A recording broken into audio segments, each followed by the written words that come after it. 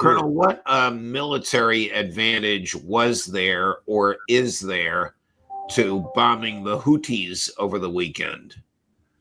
It's difficult to calculate that. This has been a pretty unrewarding activity. And you would think after all the years of having bombed these people in Yemen, someone would have concluded that unless you go in on the ground, you're probably not going to disrupt them. And what we've seen is after every series of strikes over many, many years, you recall we were also bombing them on behalf of Saudi Arabia at one point. After the strikes are over, they resurface and launch missiles. And their entire focus is, of course, to punish U.S. and Israeli shipping that has connection to the war in the Middle East. It's very straightforward. They've said, until you stop killing Palestinians, we're going to continue to shoot at you. Are they actually interfering with American ships, not naval ships, but commercial transportation? Well, if they can identify the ship as flagged American, yes, they've taken shots at it. I think the most important thing to realize is if you're Lloyd's of London and you're in the business of insuring ships, you don't want people moving through the Red Sea or the Suez Canal at this point. I saw a 3-star, I'm not even sure which branch, speaking alongside the new spokesperson, Sean Parnell, for the Pentagon, saying the Houthis fired back. They missed us by 100 miles. Was that hyperbolic, or could they have been that far off? I have no idea, and I wouldn't wait for an accurate statement to come out of the Pentagon. The Pentagon is certainly not going to announce accuracy and precision or effectiveness for the Houthi operation or for the people in Yemen. I wouldn't worry about it at this point. I know that they came within very close range of destroying some Israeli airfield. The Israelis managed to down the missile. So that gives you an impression of the kind of accuracy that they're capable of achieving. So they're a long way from Israel down in the south of Saudi Arabia. Is this the beginning of a conflagration between either the United States and Iran, or Israel? Wouldn't be the beginning, but the continuation of a conflagration between Israel and Iran, a military conflagration? Well, Judge, I've said for a long time that we're going to end up at war with Iran, and I still think we're on that path, unfortunately. I don't think it's a path that President Trump necessarily wants. In fact, I think most of his bellicose statements directed at Iran are designed to sort of bluff Iran into a position of paralysis, to convince Iran that it's in their best interest to essentially surrender to us and to Israel their national sovereignty for all intents and purposes. That's not going to happen. So I think what you're seeing now is the continued pressure being exerted on Iran by us and the Israelis until finally it blows up and we get the full regional war. So, yeah, I think we're on that route. I don't think we're going to get off of it, frankly. Why do you think, Colonel, President Trump unleashed Prime Minister Netanyahu to resume genocide in Gaza, which unfortunately resulted, I say unfortunately, it was intentional, the killing of 400 civilians in the past 2 days? I don't think he has any choice. I think when he ran for office, he made certain agreements with major donors. These donors move far beyond just Miriam Adelson. And these donors oblige him to effectively underwrite whatever Mr. Netanyahu wants to do. I thought it was interesting that a recent meeting was set up for the United States with Azerbaijan to talk about cooperation with Israel, but is set up by Mr. Netanyahu. He called and made the arrangements with Mr. Aliyev, who's the president of Azerbaijan. The State Department did not do it. I think we're very much in the grip of the Israel lobby, and I think President Trump is obliged to go along, and I don't see any evidence that he's going to diverge from that path. Does he have no choice but to back up Israel militarily when it attacks Iran? I think so. And keep in mind, you always have the possibility that a war is precipitated somehow by Israel somewhere in the region with Iran. The Iranians respond. And the expectation is, with the buildup of force in the region, we're sending additional carrier battle groups over there right now. The expectation is that we will reinforce whatever the Israelis want to do. We've already done all of the planning for joint strikes and joint strike packages.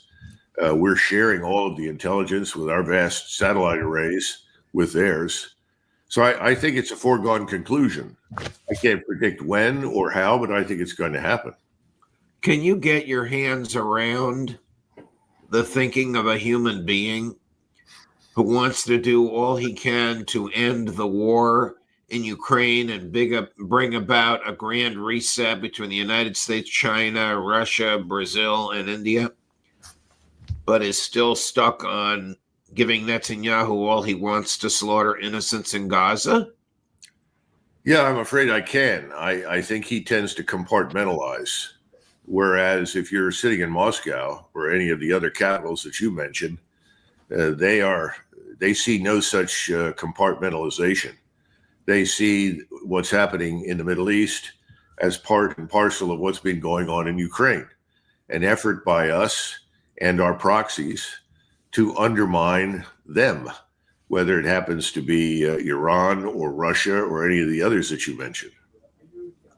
Let's talk about the so-called agreement that emanated from the 2.5 hour conversation yesterday between President Trump and President Putin.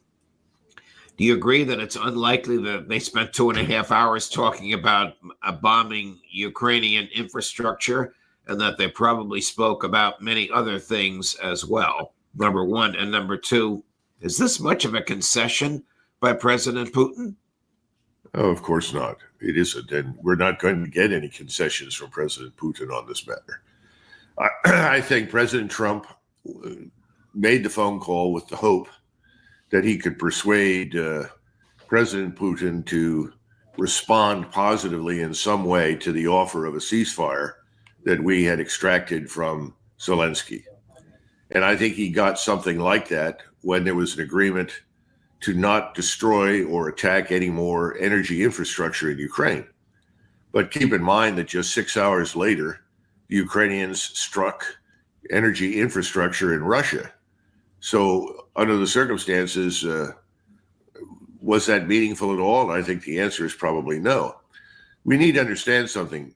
There's one important point on which President Putin and President Trump agree, and that is that neither of them, under any circumstances, want a war to break out between us.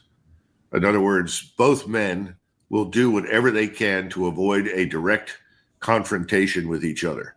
That is good news. And we should all be grateful that President Trump is in the White House at the moment and not President Biden, because there was no evidence that President Biden and his administration were really interested in avoiding that kind of conflict. The problem is, how far can we go in terms of admitting that the war is lost, that Putin has won, not Putin, but Russia, that the Russian armed forces are in a position that cannot be effectively attacked by the West, that the Russians can continue to move west if they want to. That's difficult for President Trump to state categorically. And again, it came up that if you really want this to end, President Trump, you've got to stop this flow of military aid and assistance to Ukraine. Not only do you need to stop that, you need to prevail upon your allies to stop it. And thus far, we're seeing a lot of evidence that we have very little influence over our allies. In fact, our so-called allies seem to be determined to chart a separate and distinct path of confrontation with Russia. So this is a very difficult situation. I don't think President Trump alone can solve all of it at this point. I know it's difficult to try and figure him out because he's often all over the place in what he says and what he does. And maybe the question is unfair, but how can he be asking Vladimir Putin for peace when we are funding a war against him, continuing to fund it, not with cash, but with the same military levels as Joe Biden was.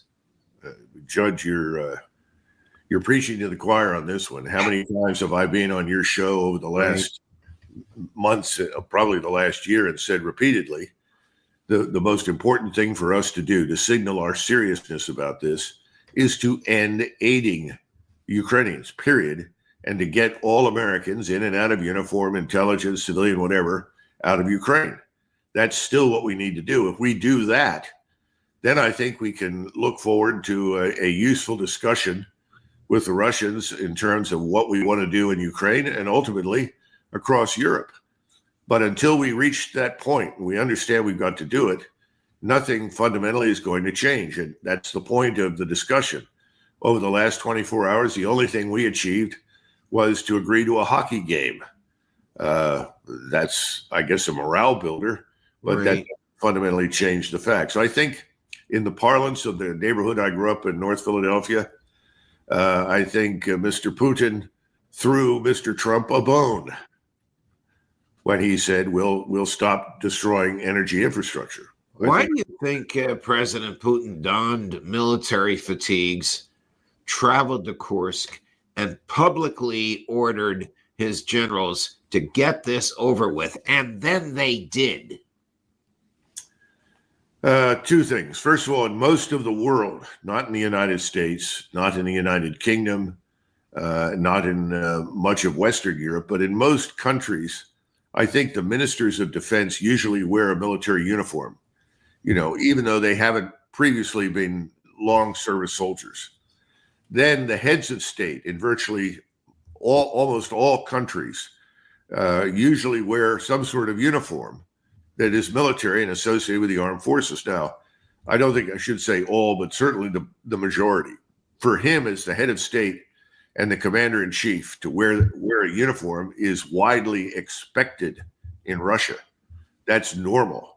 It would be abnormal if he showed up otherwise. And that was to signal the absolute deadly seriousness of the matter. In fact, in 1914, you had Field Marshal Kitchener, who was the Minister of Defense, we would say Minister of War in Great Britain, or First Secretary of War, who went to France to speak to General French, who was commanding the British Expeditionary Force, to tell him, you're not leaving, you're staying, you're going to fight to the bitter end with the French. And uncharacteristically for a First Secretary of State for War, he put on his uniform as a field marshal, went over there and made it clear.